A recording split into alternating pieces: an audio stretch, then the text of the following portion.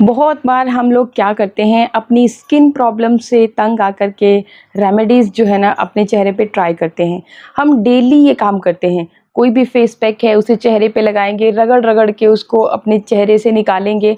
तो ऐसा करने से क्या होता है कि हमारी जो स्किन है ना बहुत ही ज़्यादा सॉफ्ट हो जाती है। हमारी स्किन के जो पोर्स हैं वो बहुत ज़्यादा डैमेज होते हैं और उस वजह से हमारी जो स्किन है ना सेंसिटिव हो जाती है। बहुत जल्दी आपको एक्ने, दाने, इस तरह की समस्याएं होना शुरू हो जाती हैं।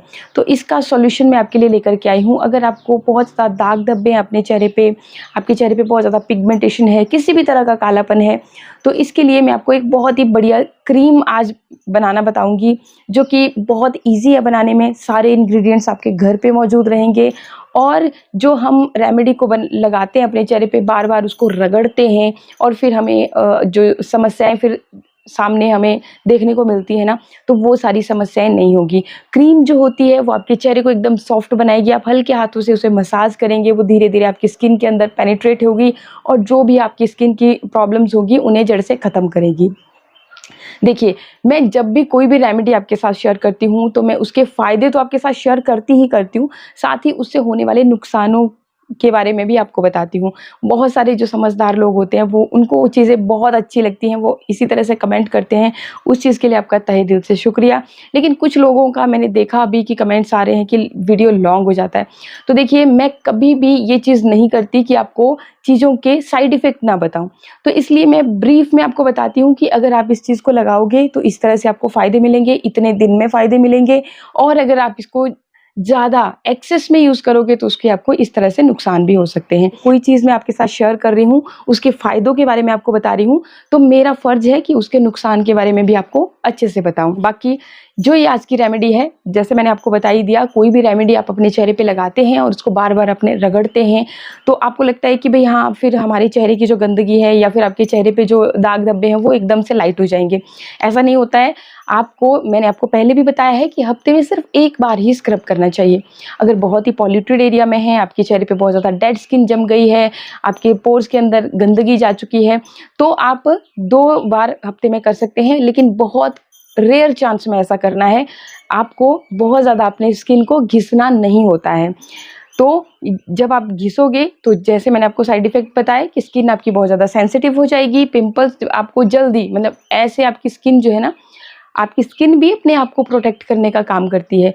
लेकिन अगर आप उस स्किन की उस लेयर को ही खराब कर दोगे तो ऑब्वियसली कि वो फिर प्रोटेक्ट करने की जो क्षमता है वो कहीं न कहीं कम हो जाएगी।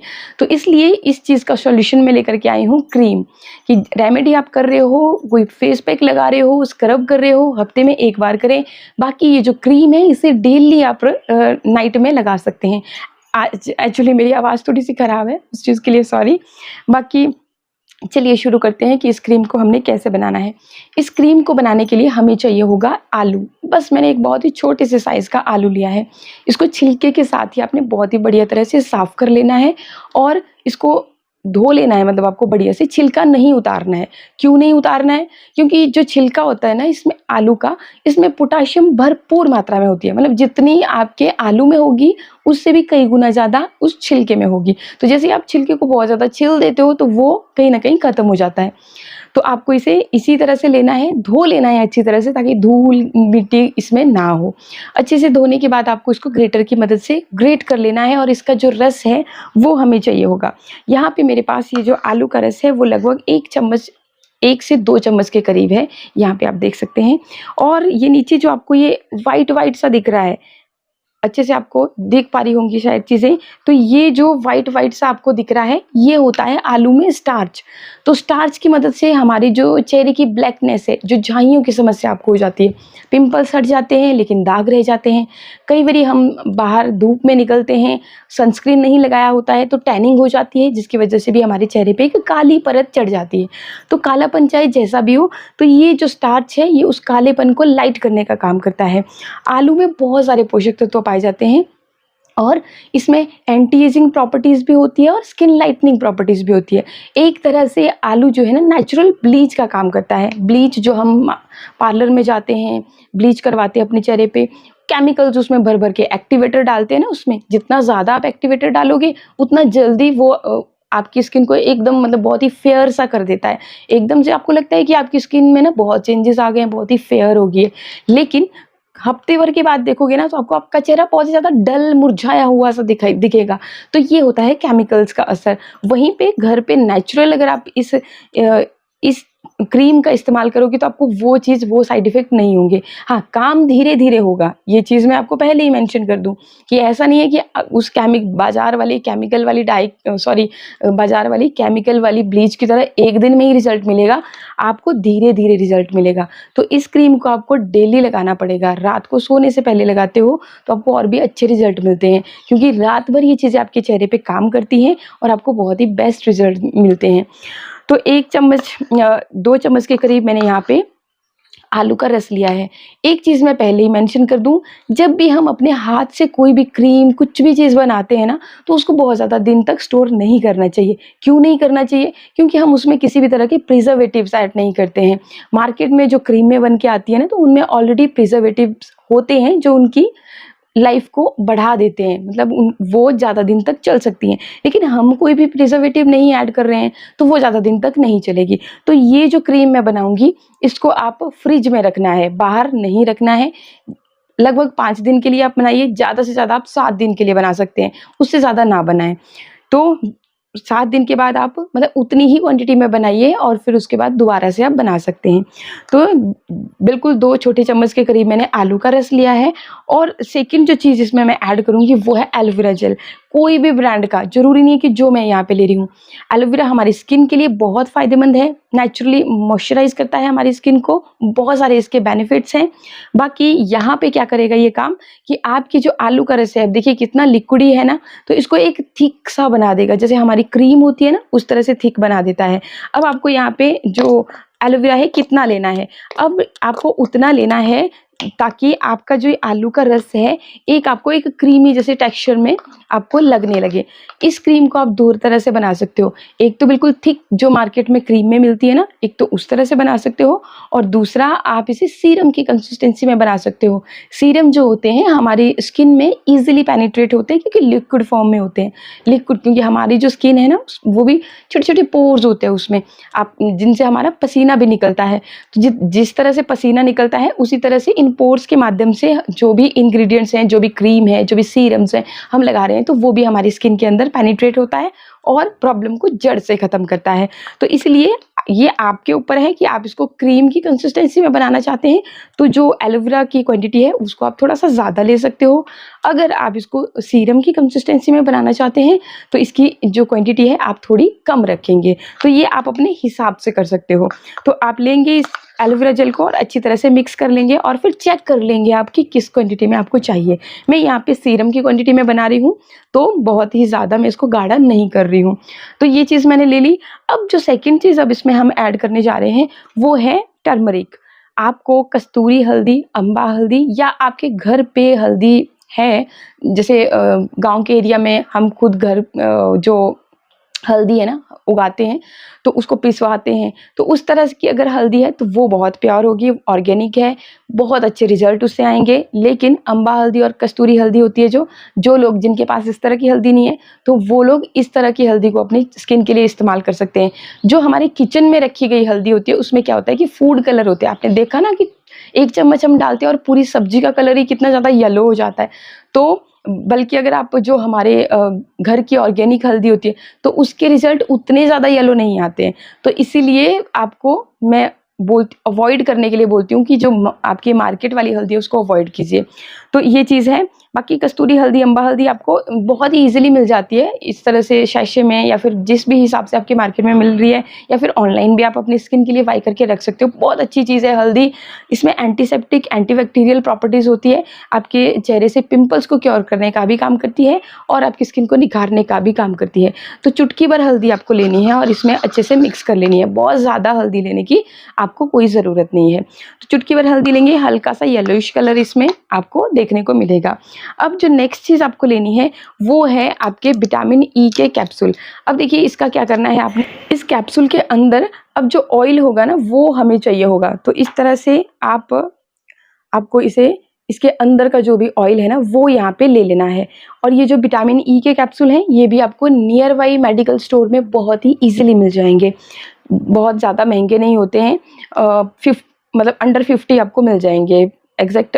देखिए मैं ऑनलाइन बाई करती हूँ, पैक लेकर के रखती हूँ, तो 5 का पैक होता है, कई बार 10 का पैक होता है, तो आप पता कर सकते हो, बहुत ज़्यादा महंगे नहीं होते हैं, 20-25 रुपए के आई थिंक इस तरह से, मतलब ये 10 कैप्सूल आपको मिल जाते हैं। तो ये आपको लेना है। और ये ब्यूटी विटामिन के नाम से ही जानी जाती है। विटामिन ई के जो ये कैप्सूल होते हैं आपके चेहरे के दाग धब्बों को ठीक करने के लिए बहुत ज़्यादा फायदेमंद होते हैं, तो ये आपको लेनी है।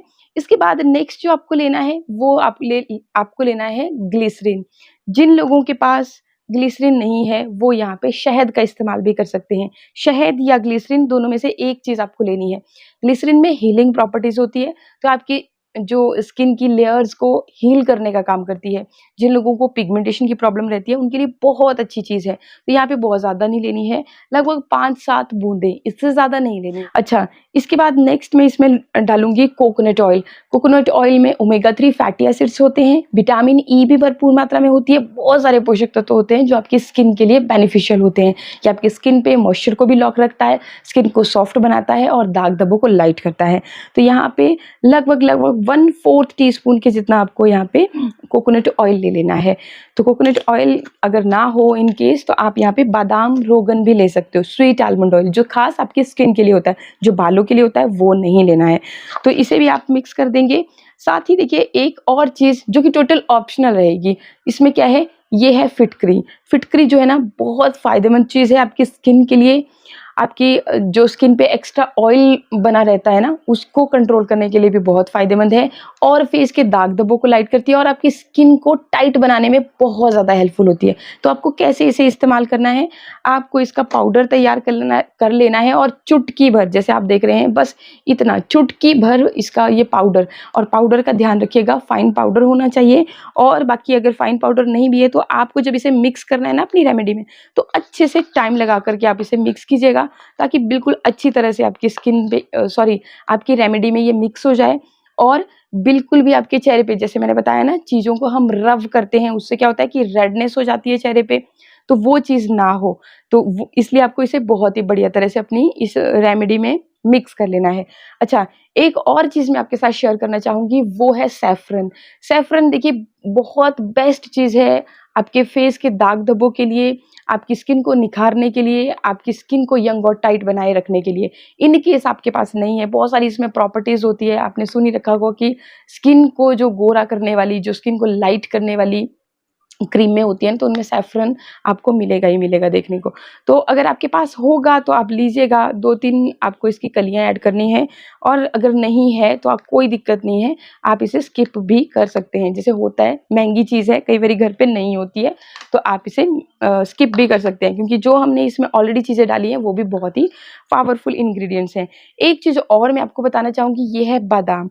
लेकिन बादाम को यूज़ कैसे करना है, अगर आपने इसको रात को भिगो करके रखा है इस तरह से, तो तब भी आप यूज़ कर सकते हैं, अगर भिगोया नहीं है तब भी आप इसे इस्तेमाल कर सकते हैं। आपको थोड़ा-सा इसमें लिक्विड ऐड करना पड़ेगा, चाहे से आप इसमें गुलाब जल ऐड कर लीजिए, क्योंकि ऐसे ये घिसेगा नहीं।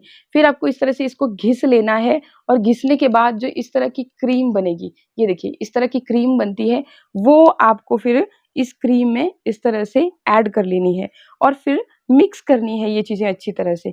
अगर आप ये बादाम और सैफ़रन डालते हैं तो ये जो क्रीम है, इसकी जो गुणों की क्षमता है, काम करने की क्षमता है, और भी ज़्यादा बढ़ जाएगी। बाकी अगर आपके पास नहीं है तो आप स्किप भी कर सकते हैं। बाकी आलू के रस की भी एक चीज़ बता दूँ, कुछ लोगों को आलू के रस से एलर्जी भी होती है। जैसे ही वो अपने चेहरे पे अप्लाई करते हैं, उनको इचिंग होना शुरू होती है। अगर आपको इस तरह की कोई भी प्रॉब्लम है तो आप इसे स्किप कर सकते हैं, बाकी के इंग्रीडिएंट्स के साथ इस क्रीम को तैयार कर सकते हैं।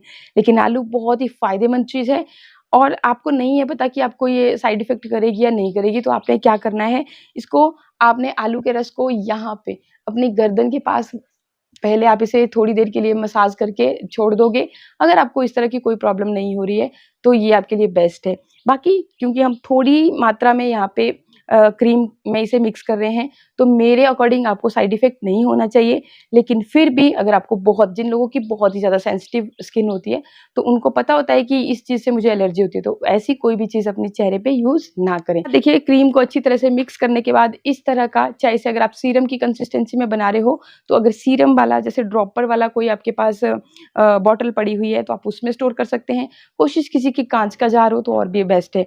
बाकी अगर क्रीम बनाई है तो इस तरह से फिर आपने इस तरह के इस जार में आपको इसे स्टोर कर लेना है बढ़िया तरह से, और फिर रखना है आपको इसको फ्रिज में।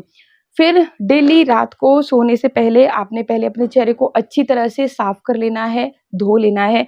फिर आप क्रीम को लेंगे और इस तरह से इसे अपने चेहरे पे अप्लाई करेंगे, अच्छे से मसाज करेंगे ताकि आपकी स्किन के अंदर तक ये पेनिट्रेट हो, और फिर आप इसे छोड़ देंगे। आपको रात को चेहरा नहीं धोना है, आपको फेस वॉश साबुन का इस्तेमाल नहीं करना है। अगर दिन में आप इस क्रीम को इस्तेमाल कर रहे हो, जैसे हाउसवाइफ है वो दिन में भी इस्तेमाल कर सकती है। वर्किंग वुमेन के लिए दिन में रेमेडीज़ को यूज़ करना थोड़ा-सा टिपिकल हो जाता है।